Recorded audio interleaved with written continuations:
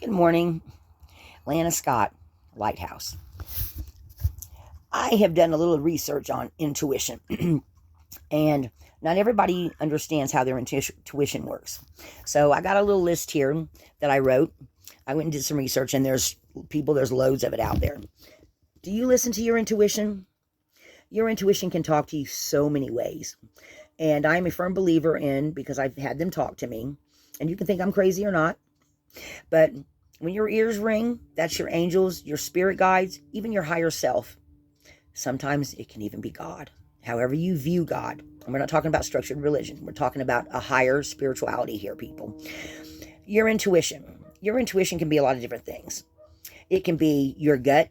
You get that feeling suddenly of apprehension, of fear. You're walking through a parking lot and you have a feeling like somebody's watching you, or you hear steps behind you and your car's way on the other side and it's the only car there, and you run for your car because you suddenly have fear. Or maybe you get goosebumps, or the hair on the back of your neck rises, or you suddenly get a feeling of dread deep in your gut. That's your intuition, and it's talking to you. Sometimes you can have increased heartbeats. Sometimes you can have synchronicities or signs. Like before I moved to California, I was driving down the road one day, and on this huge Lamar's a company that puts up billboards. I saw a billboard. It was all black, and all it said was, "Are you ready to start your new life?" And it was an ad, and it had some little logo in the center of what the ad was for. And to me, it was a sign that it was time for me to get rid of the house and move. And I did it in a really crappy way. We're not going to go into that, but I did end up getting a little bit of money enough to buy my little camper and my car. And there are all kinds of signs out there. Like, I know of someone that one time said, if I'm supposed to do this, I want to see red umbrellas. It was dead of winter. Guess what? She walked into a store and there was bright red umbrellas. So that was her sign. It got answered. If you ask the universe for something, it will comply. It will. Now the universe doesn't work overnight. Okay? You have to believe that if you ask for something, it's going to be given to you. And it doesn't happen overnight. It does take some time.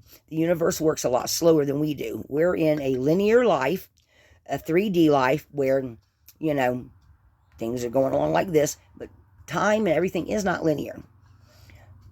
And you have to listen to your intuition. You have to listen to your spirit guides. You have to listen to your gut. You have to look for signs and synchronicities. Like one time I asked the universe, I said, well, if I'm supposed to do such and such, I want to see yellow stars. And I like tarot cards, okay? And I have several different readers I like to listen to, because sometimes I like to know if anything resonates, which means, in other words, they say something that I say, hey, that's kind of what I'm feeling, So, and I do read my own sometimes. So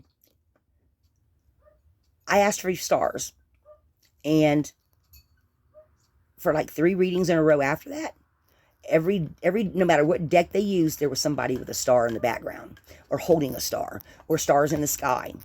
And that was my answer. This is what I'm supposed to be doing. I'm supposed to be helping to heal people. So I'm listening to my gut. I listen more to my angels. I'm listening to more when I see something that doesn't feel right, or something triggers me. We can talk about triggers in another video, but today it's intuition. And sometimes your intuition tells you things and you have to listen to it. Like, for example, I didn't listen to mine quite a few times and got disastrous results. When I first moved here, my daughter-in-law came with me because I had 2 cats I was bringing from Mississippi to California. And when I got here and got in my camper, they were in somebody else's camper, but this is where they were staying, and I was feeding them, watering them every day. I was going and playing with them every day and spending time with them every day. And one night I had left a window open because I knew it was getting it was getting kind of warmer, and and that night I'm looking at the open window and I'm like, well, it's not open very much. It'll be okay till in the morning. And my intuition told me, you need to go close the window. I didn't. And my beloved Leaf, who my daughter-in-law came on a plane with me to bring him here to California, because you go 1 passenger per pet on American Airlines. Leaf got out, never to be seen again. My heart was broke. I finally cried about a week ago. And I really loved that cat. He was a gift from my oldest son, Christopher, and I loved him very much. And because of my negligence of not listening to my intuition, he got out and probably got killed and ate by something. I've forgiven myself, but if I'd have listened to my intuition, that wouldn't have happened. So now all we have, I don't know if you see her or not. Where are you at, Sky? She's going to come up and say hi. All I have now is Sky. She needs another kitty. So, folks, listen to your intuition. Because no matter how it comes to you, whether it's a sign you see on the street, somebody, you hear something that you go into a store and hear something, like recently I heard a lady say, I just happened to walk in and catch the tail end of a conversation. She said, work smarter, not harder. I'm like, need to step up my videos. Not because I want to become rich or famous, but because I want to help people. And I have a big heart. I'm learning how to set boundaries for myself. I'm learning how to listen to my spirit guides and my angels. I'm learning how to listen to my intuition. And folks, your intuition's never going to lead you wrong. Your spirit guides, your angels, your ancestors, people that love you, that give you messages, synchronicities. And I've heard, I like Alison Dubois. She gives messages from those that have passed on to people. And I have a couple of people that have passed on, including my beloved Will. And some of y'all have heard me talk about him. He does let me know he's still around and keeping an eye on me. And I love him with all my heart. I hope to again someday find somebody that will love me as much as I loved him. And in the end, he did admit he loved me. And I knew he did. So listen to your intuition, because it's not going to lead you wrong. If it's telling you something's wrong about a situation, you're right. If you meet someone and something feels off about them, you're right. If you go into a situation where with a group of people and something feels off and all y'all are friends, like you go somewhere and something doesn't feel right, gather your friends together and say, hey, we need to get out of here. Something's not right. I don't feel like something, something's not right. One time when I was about 14 years old, it was right before I got pregnant very young. I got pregnant when I was 14 with my son Christopher. I was 15 when he was born. But me and his dad and a friend were riding across the Ocean Springs Bridge that connects Ocean Springs, Mississippi to Biloxi, Mississippi. And we'd gone for a joyride. They wanted to smoke a joint. I don't smoke weed, but they wanted to smoke. I was pregnant. At that point, I knew I was pregnant. I can't remember. I don't think Leo did. But we were coming across the bridge. And the bridge, has this, it's like, you go across the bridge and it's like da-dump, da-dump, da-dump.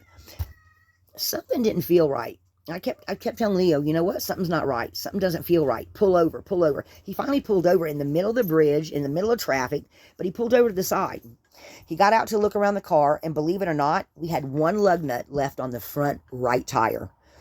We were going about, I think back in the day, the speed limit was 65 or 55, and I think we were going 65. If that tire would have come off, with all the traffic, it was like 3 o'clock in the afternoon. All the traffic, people were going home, coming home from work, going to work, whatever. The bridge had a lot of heavy traffic. If we'd have kept going, that tire would have come off, we could have been killed.